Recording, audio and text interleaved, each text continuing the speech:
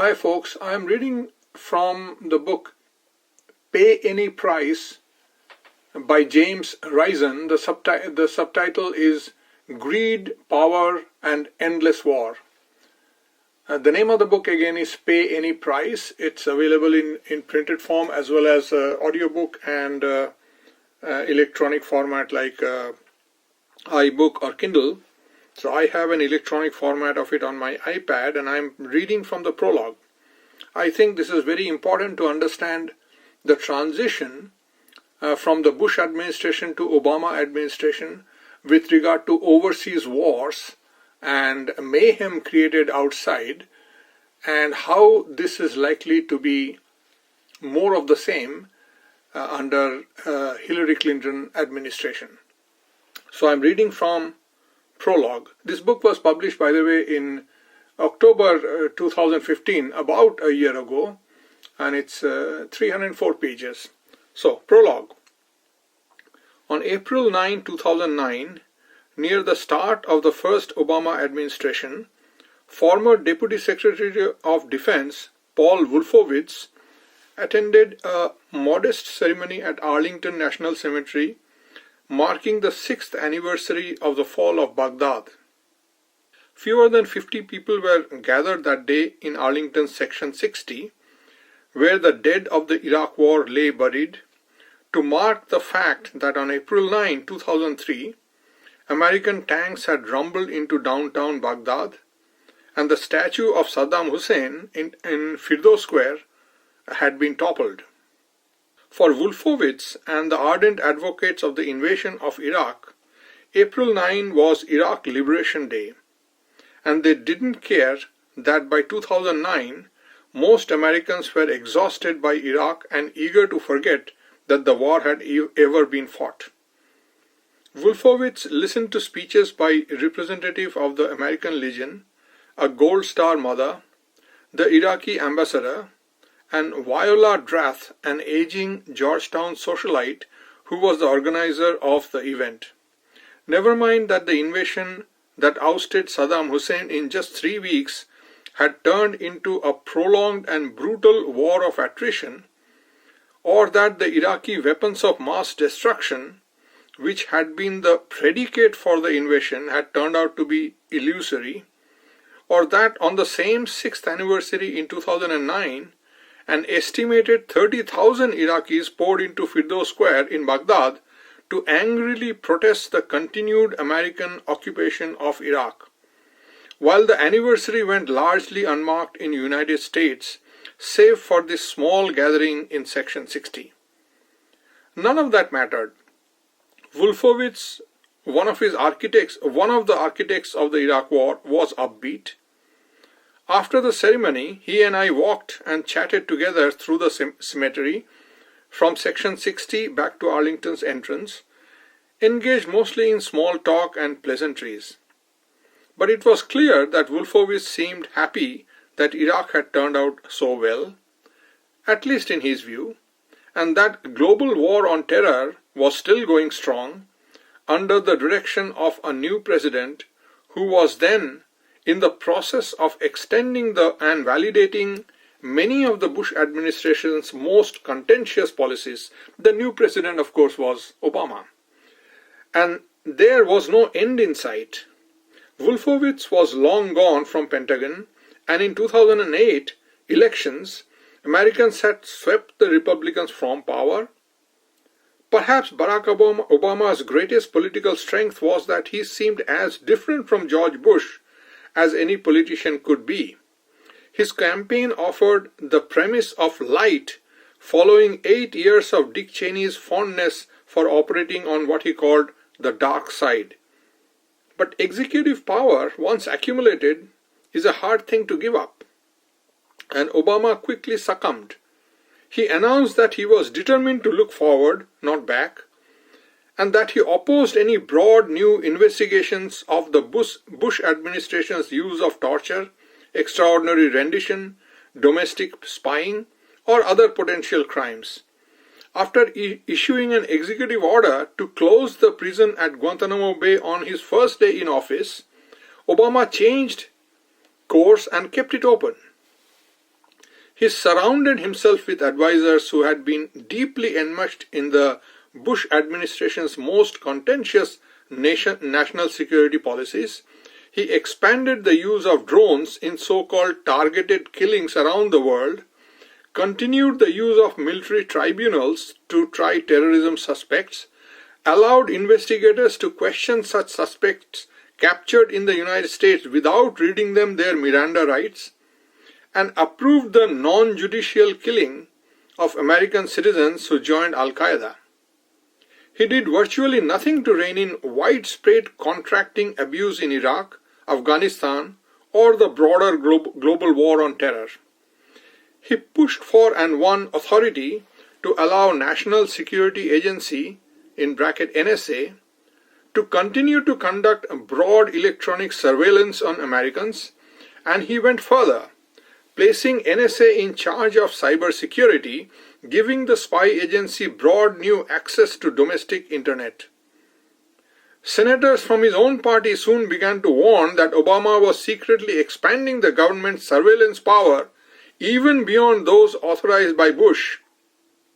Obama allowed the Civil Liberties Panel, that was supposed to provide oversight of the government's war on terror, to remain idle and only partially staffed for years. His administration launched a draconian crackdown on the press, spying on reporters while prosecuting more leakers and whistleblowers than all previous administrations combined. And it paid off for Obama by taking the edge off long-standing Republican critique that Democrats were soft on national security. Obama performed a neat political trick. He took the national security state that had grown so enormous in size under Bush and made it his own. In the process, Obama normalized the post-9/11 measures that Bush had implemented on a haphazard emergency basis.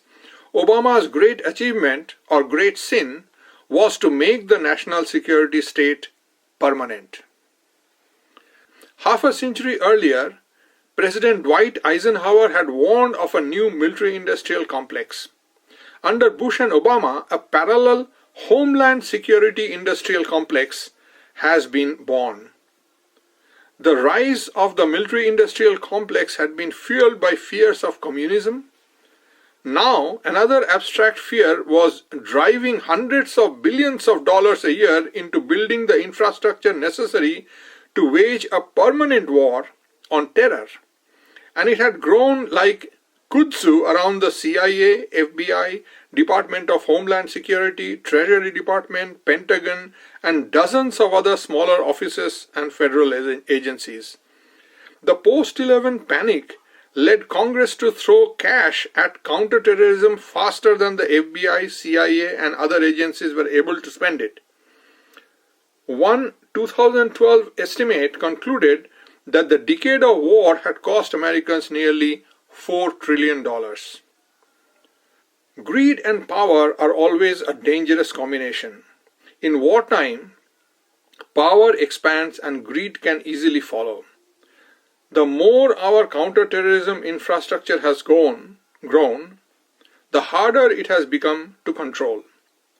The traditional military-industrial complex was at least partly visible to outsiders.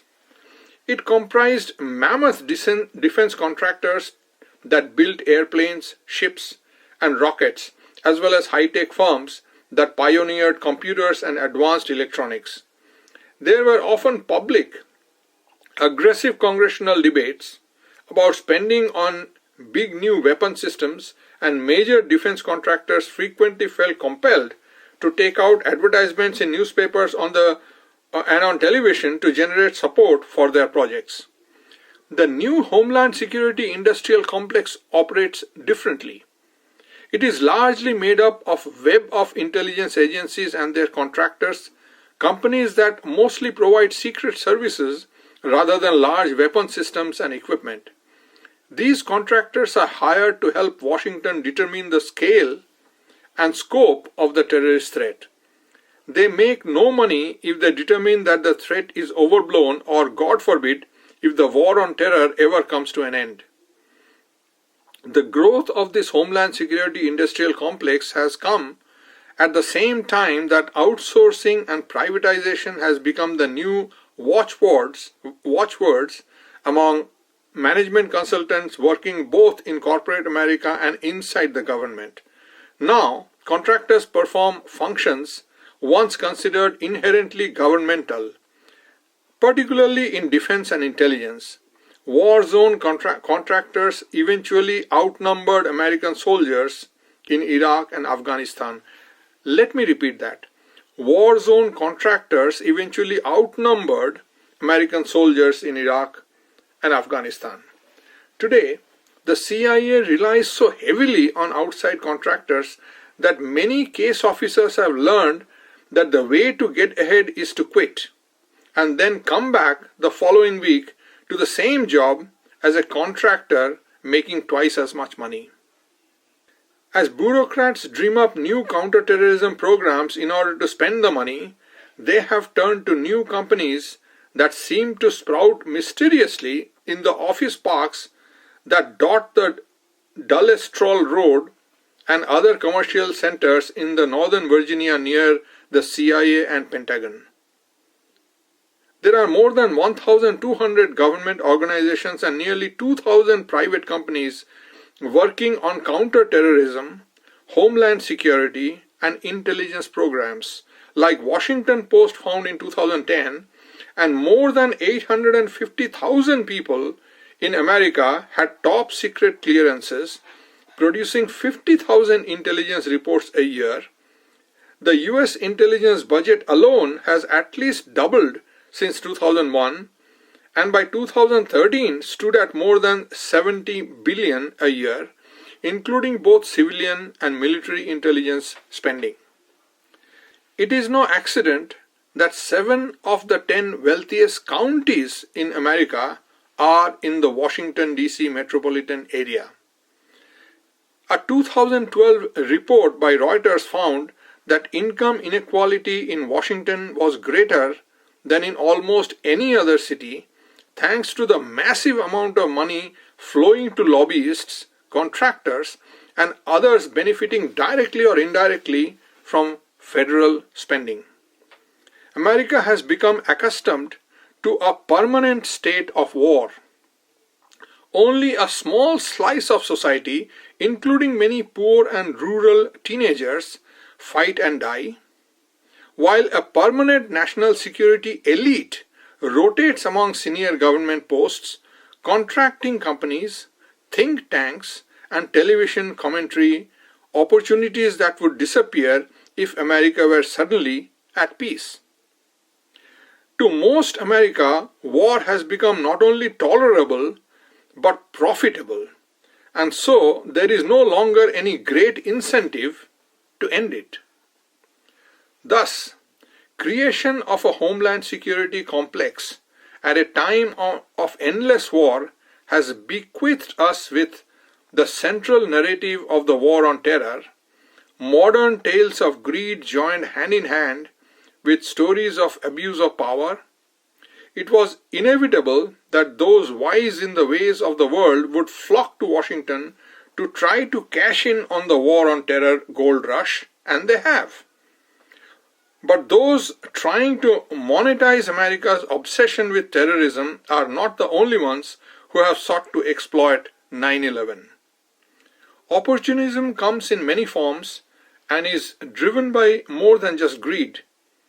Ambition and a hunger for power, status, and glory have become great engines of post-9/11 opportunism as well. The more troubling stories here concern abuses of power that have extended across 2 presidencies for well over a decade. After 9/11, the United States deregulated national security, stripping away post-Watergate intelligence reforms of the 1970s, and had constrained executive power for 30 years. The results are morally challenging and continues to this day. In May 2013, almost exactly 2 years after Osama bin Laden's death, President Obama gave a major national security address declaring that it was finally time to reassess the war on terror and recognize that it could not last forever. He vowed to place new limits on drone strikes and to try once again to close Guantanamo, but he offered few details and left himself plenty of room to continue his counterterrorism policies largely unaltered. In fact, his speech came just 1 week after Pentagon officials testifying before the Congress said that the war on terror was likely to go on for another 10 or 20 years, and that the 2001 authorization for the use of military force, the original congressional resolution providing the broad legal underpinning for the nation's counter-terror policies under both Bush and Obama, continues to give the government the right to prosecute the war on terror anywhere and everywhere from Boston to Pakistan. Obama's speech, filled with soaring rhetoric about the dangers of endless war, offered little evidence that he planned to follow through with any significant action to rein in his own policies. It seemed designed to quell a growing restlessness within the liberal democratic base without actually implementing significant change. The address was inevitably met with skepticism from national security legal experts. If there was a unifying theme of President Obama's speech, wrote Benjamin Witz on the influential national security blog Lawfare, it was an effort to align himself as publicly as possible with the critics of the positions his administration is taking without undermining his administration's operational flexibility in actual fact. To put it crassly, the president sought to rebuke his own administration for taking the position it has, but also to make sure that it continues to do so.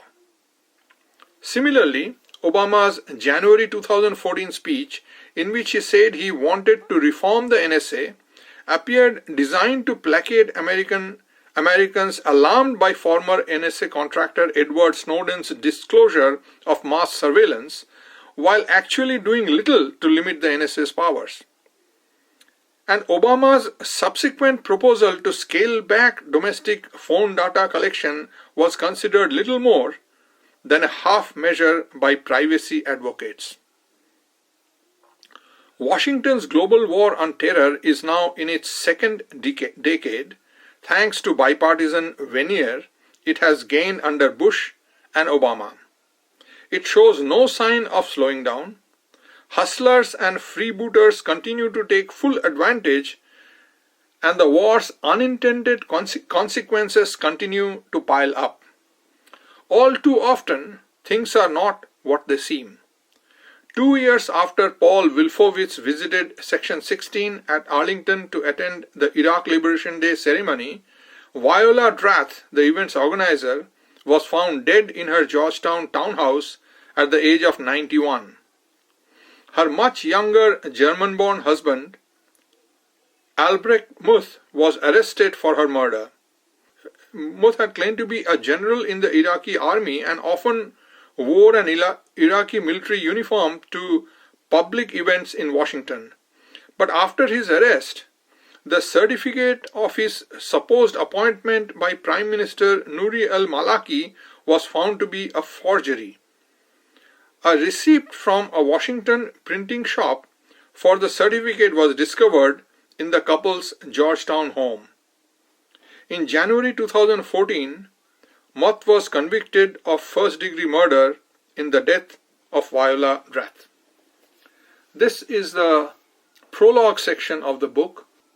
The name of the book itself is Pay Any Price, subtitled Greed, Power, and Endless War.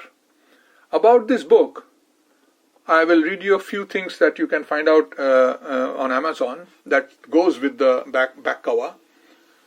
James Risen, that's the author, has established himself as the finest national security reporter of this generation, a field crowded with first-rank talent. This is from Newsweek. An important and powerful book that should be read by anyone who believes it is time to take stock after 13 years and re-evaluate the nature of the threat the country faces and its response to the atrocity of 9/11. New York Times Book Review. Ever since 9/11, America has fought an endless war on terror, seeking enemies everywhere and never promising peace. In Pay Any Price, Pulitzer Prize winner James Risen has revealed an extraordinary litany of hidden costs of the war, billions of dollars that went missing from Iraq only to turn up in bunkers in Lebanon, whistleblowers abused, including staffer of the House Intelligence Committee persecuted by FBI for expressing her concern about NSA spying on US citizens, and an entire professional organization, the American Psychological Association, forced to investigate its own involvement with the government's use of torture.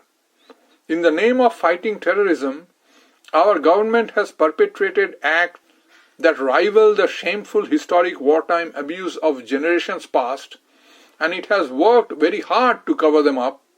James Risen brings them into light. Another part says, this is from US News and World Report, Pay Any Price is a wide-ranging book at consequences of so-called war on terror and includes stories of shocking thievery during the US occupation of Iraq. Then Daily Beast said, a no-holds-barred tarring and feathering of the past 13 years of US national security system. At times frightening, Risen's book is a strong reminder of the importance of free press keeping a powerful government in check. Now, the reason I read this is not because that I bought the book and read it, but because Hillary Clinton touts and shows up Barack Obama as a good thing, and that people should vote for her because she will continue the good works of Barack Obama. We already know she is a warmonger, and this book goes to show the price that the world has to pay, not just Americans, for this warmongering of the US administration, which Hillary Clinton, in all likelihood, will make it even more potent, even more active, even more warlike than Obama was. Thank you.